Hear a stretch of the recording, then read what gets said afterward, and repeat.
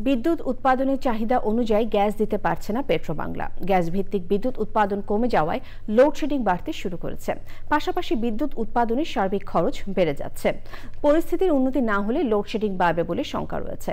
এই পরিস্থিতিতে শিল্পে গ্রিড বিদ্যুৎ ব্যবহার বাড়ানোর পরামর্শ দিয়েছেন বিশেষজ্ঞরা। বিস্তারিত জানাচ্ছেন রফিকুল বাশার। এই ঈদে জামা জুতো অ্যাকসেসরিজের ডিসকাউন্ট।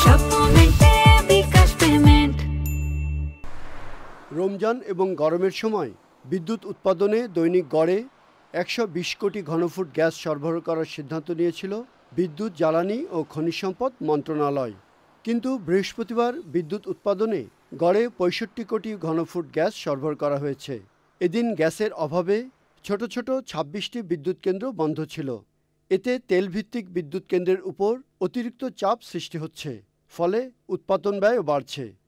শিল্পে বিকল্প ও গ্রিড বিদ্যুতের ব্যবহার না বাড়ায় পরিস্থিতির নিয়ন্ত্রণ কঠিন হয়ে পড়েছে।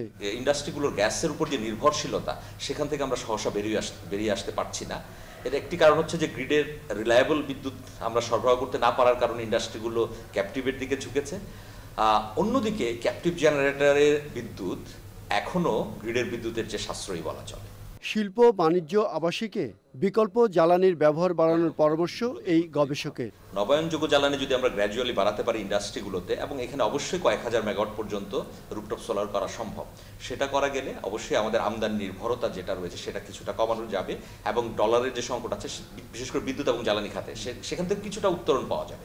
তবে অবশ্যই আমাদের জ্বালানি দক্ষতা বাড়ানোর দিকে অত্যন্ত বেশি গুরুত্ব দিতে হবে। রমজানে পিক আওয়ারে প্রায় ১৮,০০০ মেগাওয়াট বিদ্যুতের চাহিদা ধরা হয়েছিল, কিন্তু বৃহস্পতিবার সন্ধ্যায় ১৪,৫০০ মেগাওয়াট উৎপাদন হয়েছে। গ্যাস ভিত্তিক বিদ্যুৎ কেন্দ্রগুলোর মোট উৎপাদন ক্ষমতা ১১,৬৭৭ মেগাওয়াট। উৎপাদন হচ্ছে সর্বোচ্চ ৫,৫০০ megawatt. Rafiqul Bashar, channel I, Dhaka.